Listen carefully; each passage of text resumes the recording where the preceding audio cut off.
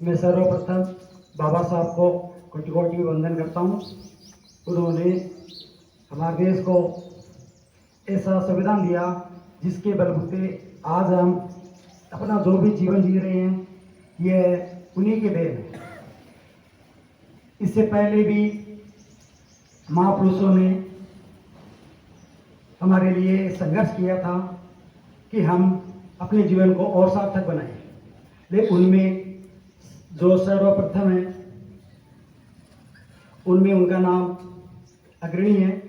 और मैं उनके परिवार में जैसे रामजी सकपाल, उनकी माता भीमाबाई, उनकी पत्नी रमाबाई, उनका बहुत उनके जीवन में आगे बढ़ाने के लिए महत्वपूर्ण योगदान है। एक डॉक्टर B.R. अम्बेडकर महानायक के नाम से एक एपिसोड आता है, लगभग उसमें 1100 एपिसोड आ चुके हैं। उनमें उनके जन्म से लगाकर अभी तक जो शिक्षा प्राप्त कर रहे हैं वहाँ तक का एपिसोड आ चुके हैं। अगर हम उनको देखेंगे, समझेंगे, तो हमें मालूम चलेगा कि उन्होंने कितना संघर्ष किया। संघर्ष अन्य समुदाय में नहीं है, अपने परिवार में संघर्ष हो सकता है।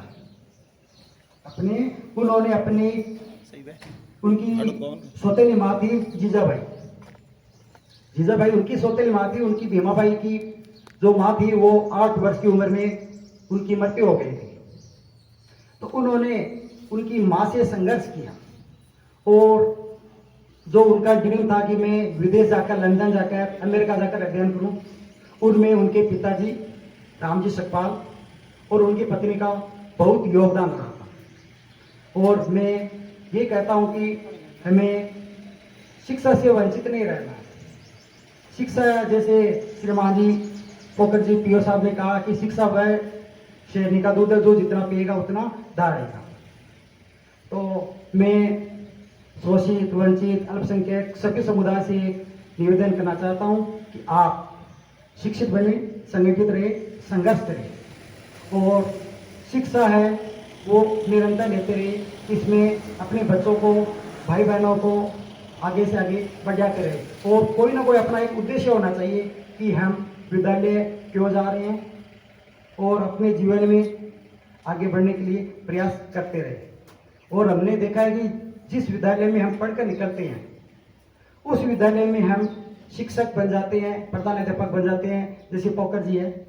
और ऐसा भी कहा है कि अगर हम मंदिर में जाकर पूजा करते रहेंगे हमेशा के लिए, लेकिन फिर भी उस मंदिर के पुजारी नहीं बन सकते।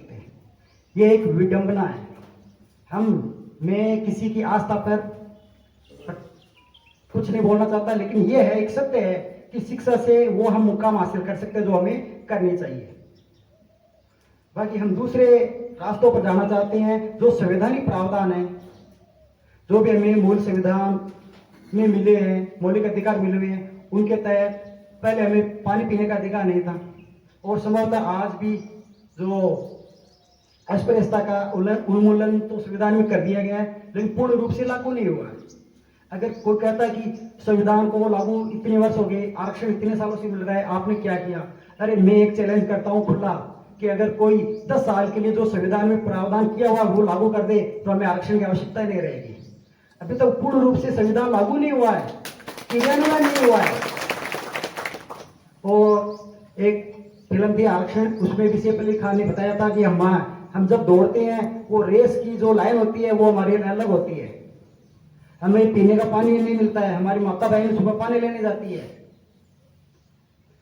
और अगर आपको लगता है कि हम आपसे पीछे हैं, हम रेस में जीत नहीं सकते, तो हमारी रेस के लाइन एक होनी चाहिए। हम आपको पछाड़ते हैं और आगे निकलते रहेंगे। तो बाबा साहब ने बहुत सारी बातें कही थी, लेकिन समय का अभाव है और भी अपनी वक्तव्य देंगे। अतः मैं बाबा साहब को एक बार पुनः वंदन करता हूँ। उनकी 133वीं जयंती पर सत सत वंदन। जय भीम, जय संविधान, जय भारत, जय लोकतंत्र। एक सूचना की आप जो भी मतदाता है यहाँ पर मेरे को, आपने बाबा साहब का जीवन परिचय बताते हुए भारतीय संविधान के ऊपर प्रकाश डाला और ये बताने का प्रयास किया कि 75 वर्ष हो गए भारत आजाद हुए और संविधान लागू हुए, बावजूद उसके आज दिन तक पूरी तरह से संविधान लागू नहीं हुआ है।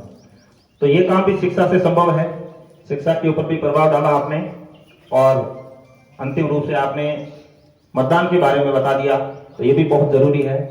लोकतंत्र की मजबूती के लिए मतदान बहुत जरूरी है। सरकार अपने लेवल पे प्रयास कर रही है और आपको हम सभी मिलकर इसका भी अधिक से अधिक प्रचार करना है, ताकि कोई भी मतदाता 26 अप्रैल को मतदान से छूटे नहीं। कुल मिलाकर शिक्षा की बात हर जगह आती है। जितनी शिक्षा ज्यादा होगी, जितने हम ज्यादा शिक्षित होंगे, ये जितनी भी समस्याएं हमारे सामने हैं, ये धीरे धीरे कम होती जाएगी। अब एक हम ऐसे बात कर सकते हैं कि एक एरिया जहां पर शिक्षा कम है और शिक्षा ज्यादा है, शिक्षा कम है, तो वहां आप देखोगे तो गुलामी की जड़ें गहरी होगी।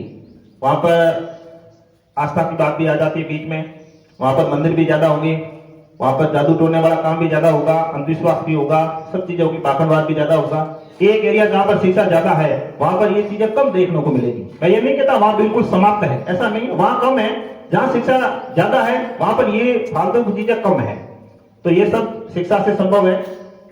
इसके अलावा यदि हम विभिन्न प्रकार के जो अन्य ऐसे अदृश्य बातें करते हैं, स्वर्ग है, नरक है, आत्मा परमात्मा, देव दानव, जादू टोना, भूत प्रेत, ये सब बातें करते हैं, तो ये भी जहां शिक्षा कम होगी वहां ज्यादा होंगी।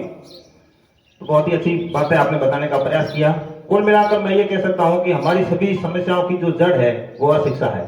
शिक्षा जैसे जैसे बढ़ेगी वैसे वैसे हमारी समस्याएं कम होती जाएगी।